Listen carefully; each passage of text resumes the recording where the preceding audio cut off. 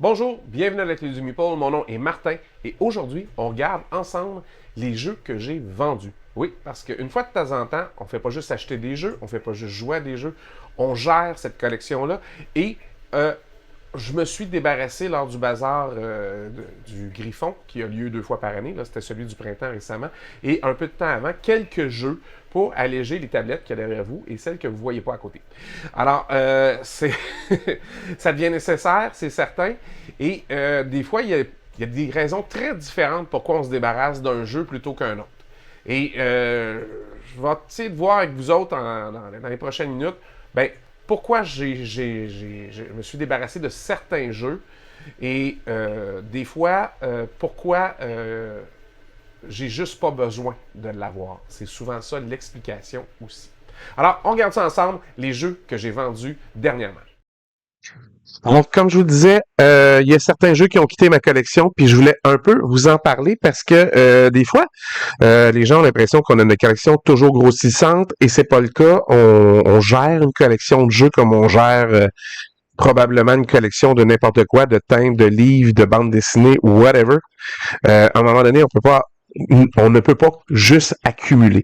Alors, je vous fais le tour de quelques jeux qui ont quitté ma collection et ça va vous permettre de bien voir pourquoi des fois certains jeux quittent puis certains jeux restent. Alors, Dune Imperium, pourquoi j'ai vendu ça? J'avais les deux extensions, j'ai pas acheté Uprising. Le bout que j'aimais le moins, c'était la confrontation à la fin de chaque round. Et si on regarde ça objectivement, c'est que d'une fois à l'autre, la confrontation d'une version à l'autre, parce que c'est un film qui est basé essentiellement sur ça, la confrontation. Tout le bout ici, là, où d'un groupe à l'autre, d'un tour à l'autre, on va jouer des cartes, on va jouer combien de forces militaires on peut. C'est une partie très thématique du jeu, puis c'est une partie que je comprends puis que je déteste pas, au contraire. Mais ça prenait de plus en plus de place avec les nouvelles versions où on pouvait mettre des trucs plus forts pour augmenter. Puis c'est pas l'aspect qui, moi, me plaît le plus dans ce jeu-là. Alors, j'ai des amis qui ont des versions pimpées, qui ont toutes sortes d'affaires de plus que moi. Alors, je ne vais pas procéder à d'autres jeux. Comment je dis ça? Je peux pas procéder. Je vais pas continuer à m'entêter à garder ce jeu-là. Je l'ai vendu. Il est parti au bazar. Ça l'a fait un heureux. Je l'ai vendu pas cher. À un prix pour qu'il parte. Puis, il y a quelqu'un qui a bien du fun, certainement, avec ça présentement. Comme je vous dis, j'ai des occasions de le rejouer. J'ai d'autres amis qui l'ont. C'est pas un enjeu. Si je veux jouer à Dune, je vais juste à demander à mes amis. J'ai 3, 4 personnes autour de moi qui l'ont. Il n'y a aucune raison que je garde ça. Quand je joue, c'est avec eux de toute façon. Alors que j'ai d'autres jeux, que je joue avec d'autres groupes de jeux. Mais tous ceux qui l'ont, avec qui j'aurais le goût de jouer à ça, l'ont. Fait que j'ai vendu Dune Imperium. C'est pas que c'est un mauvais jeu, c'est arrivé en même temps que les vicomtes du Royaume de l'Ouest, puis que les ruines perdues de Narak, où il y a des mécaniques similaires de deck building, de placement d'ouvriers dans les deux, puis tout ça. Fait que si je veux jouer, je vais avoir ce feeling-là. J'en ai quand même deux autres qui sont sortis exactement en même temps, qui sont à peu près d'un niveau équivalent au niveau de la complexité. C'est pas plus dur de jouer à un qu'à l'autre. Fait que même si j'aime beaucoup la franchise, je pense à autre chose. L'autre jeu, c'est The Weather Machine. J'ai quelques jeux de la Cerda que j'aime. J'ai un ami qui m'a fait découvrir voyons un jeu sur les artistes là où on joue toujours on vend c'est de l'art là, tu sais, c'est basé sur ça va me revenir. C'est pas très grave. Et là, je me suis dit, tiens, le Weather Machine, il était beau, j'aimais beaucoup les illustrations d'Ian O'Toole, tout le kit, je l'ai essayé. J'ai trouvé ça complexe. J'ai trouvé ça à 4,6 sur 5. Là. Le temps que je devienne bon, que j'apprécie le jeu, tout ça, ça a fait comme, je vais pas aimer ça. Je vais pas aimer ça, je vais pas vouloir me retaper les règles parce que je joue pas assez souvent de tout relire ça à chaque fois. Alors j'ai décidé que je le laissais partir. C'est un ami à moi qui l'a racheté au même bazar. Je savais pas que lui il voulait ça, fait que je l'ai mis au bazar puis il m'a dit que c'est lui qui avait acheté mon jeu. Ben parfait, tant mieux. J'ai à la maison la vieille version de Kanban que j'ai acheté moi aussi dans un bazar que je vais vouloir jouer. La vieille version ne me dérange pas. Et j'ai Bot Factory qui est comme une plus petite version de Kanban, si vous voulez une version plus light, mais qui est qui reprend les mêmes principes, si vous voulez, qui est tout aussi bonne. Et The Wither Machine, que voulez-vous, ça n'a pas fait... je l'avais quand même coté à un 8 si je regarde sur l'image, là, mais c'est pas ça qui me tentait le plus. Alors, The Wither Machine, il était un peu trop fiddly, beaucoup trop d'affaires, de petites règles, de micro-règles à gérer. J'étais un peu tanné de ça. Je me suis départi d'un tout petit jeu, puis ça aussi, c'est une amie qui l'a acheté au bazar sans savoir que c'est moi qui le vendais. Quest Valeria. Quest Valeria, j'aime beaucoup la ligne Valeria en général. Il y a des jeux le fun. Je pense que leur meilleur, c'est Les Sombres Royaumes de Valeria, qui est un jeu de gestion de dés. Ça fonctionne très bien, mais j'aime beaucoup aussi Village de Valeria. Et Quest of Valeria puis Village of Valeria se ressemblent beaucoup.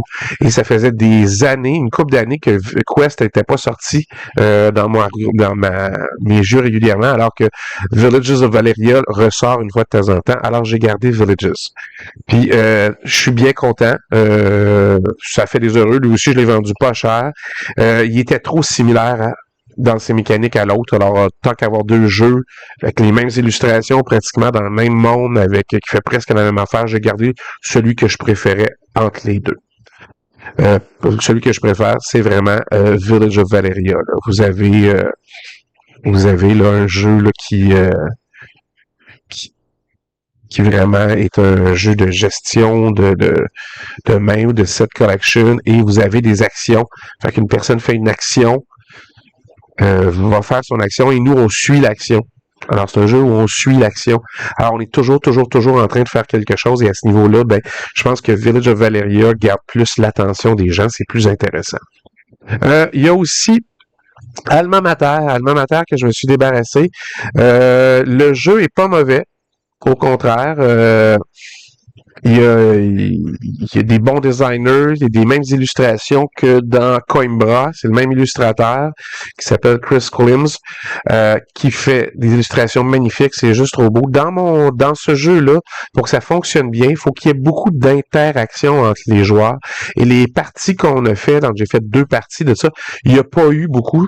Ça n'a pas les gens autour de la table ont pas eu le réflexe de tabler sur faire des bouquins pour que je puisse acheter les tiens, que tu puisses acheter les miens. Puis c'est sûr que quand tu achètes les miens, ça me donne un petit bénéfice, mais tu sais, les gens ont fait autrement pour gagner les parties. Ce qui faisait qu'il n'y avait pas tellement d'interaction, et je me suis dit, c'est tellement pas un jeu pour mon groupe de jeu. S'ils voient, tu sais, dans mon groupe, ils sont assez compétitifs, puis s'ils voient que ça peut m'aider, ben ils vont pas le faire. Carrément.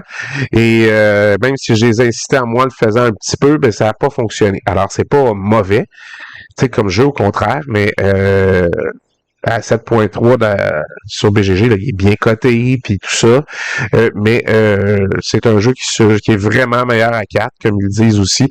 Et ça l'a pas tellement pogné dans mon groupe de jeux rendu là.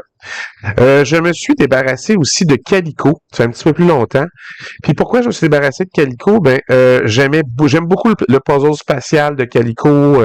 Moi, les jeux de tuiles, j'adore ça. C'est une de mes mécaniques préférées. Mais Calico était complexe dans le sens où il était restrictif. C'est-à-dire que il y avait juste toujours 3 tuiles de disponibles. Pas moyen on est obligé de prendre ce qu'il y a sur le marché. Il n'y a pas de moyen de faire autrement. Puis me mettre à faire des règles maison pour apprécier le jeu, ça me tentait pas. Alors, je me suis retourné vers d'autres jeux, entre autres vers Cascadia. Cascadia a une mécanique similaire. C'est un placement de tuiles aussi. On a des objectifs à atteindre. C'est un jeu qui est extrêmement semblable à Calico, mais s'il n'y a rien dans le marché qui nous plaît, on peut flusher une partie du marché pour donner de nouveaux choix. Est-ce que ça va être mieux? Pas tout le temps, mais il y a moyen de faire autrement. Et je pense que Cascadia est un bien meilleur jeu que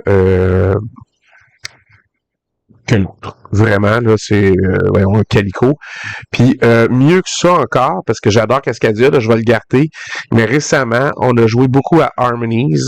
Harmonies qui m'a été montré par Marie, et j'étais pas certain d'aimer Harmonies la première fois, mais tout de suite à ma deuxième partie, j'ai compris, j'ai adoré.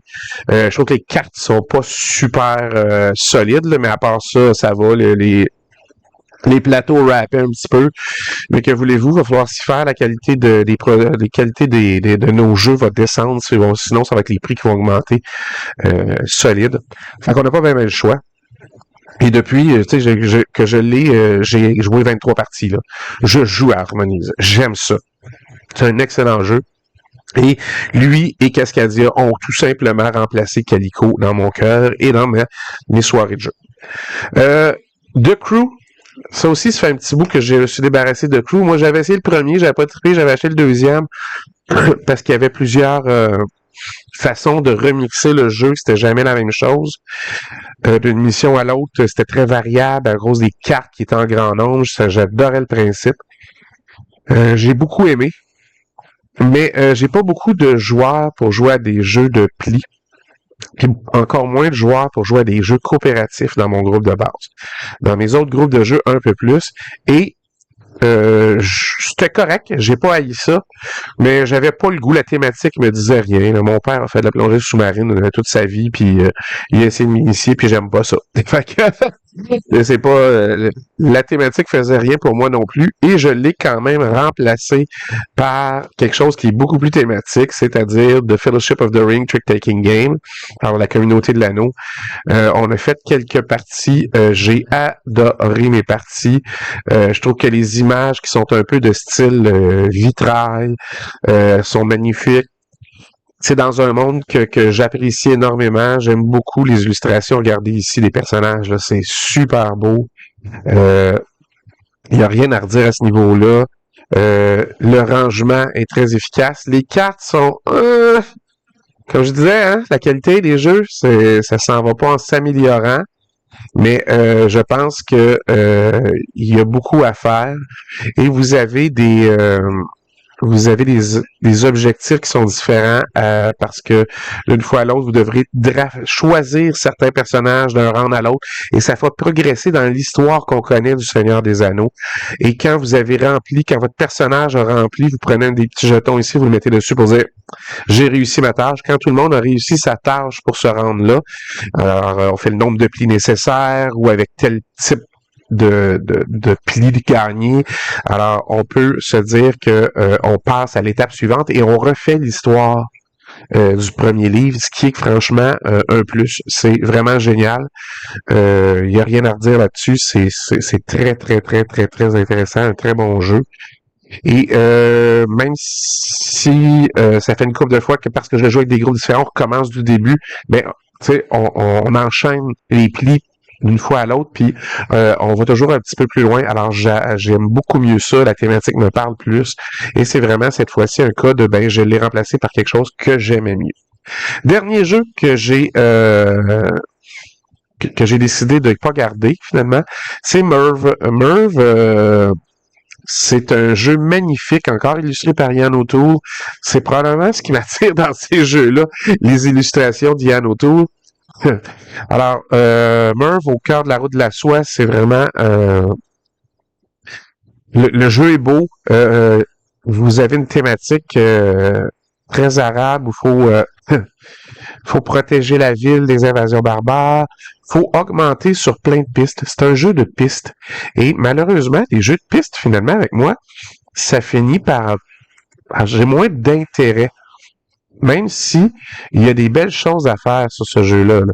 Vous allez finir par mettre des pièces à vous sur le jeu.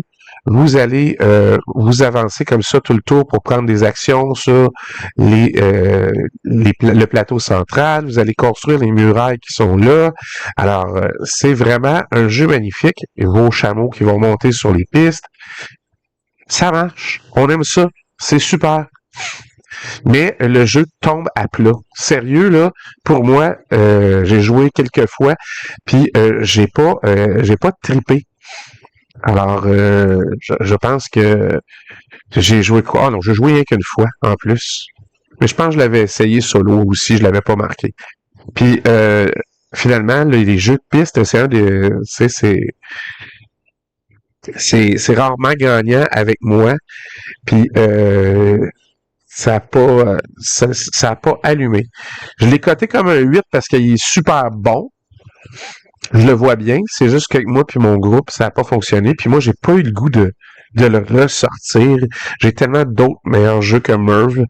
Et je suis en général j'avais joué moi à Ragusa de Fabio Lopiano et j'adore Ragusa. C'est un plus petit jeu, c'est super bien fait et je me suis dit waouh, je vais aimer Merv puis finalement non. À jouer entre les deux, j'aime mieux jouer à Ragusa. C'est plus intéressant, c'est plus rapide, c'est moins linéaire, on fait des choses. Oui, toujours le même genre de choses dans le jeu, c'est normal. Mais celui-là, ben, il faut que j'avance sur des pistes, il faut que j'avance sur cette piste-là, il faut que j'avance sur cette piste-là. Alors que l'autre, ben, on fait des choix, le marché change dans l'autre. J'aime mieux ce qui se passe dans Ragusa pour le moins de temps que ça prend que le 90 à 120 minutes que ça prend pour jouer à main. Alors, ça fait le tour des jeux que je me suis débarrassé. Alors, je ne sais pas si c'est quelque chose que je vais vous raconter souvent, mais c'est quelque chose que moi, j'ai bien apprécié vous parler parce que des fois, je vous parle des jeux que je joue, des nouveaux jeux, puis pourquoi j'aime ça. Mais les jeux qui partent, des fois, il y a une raison à ça.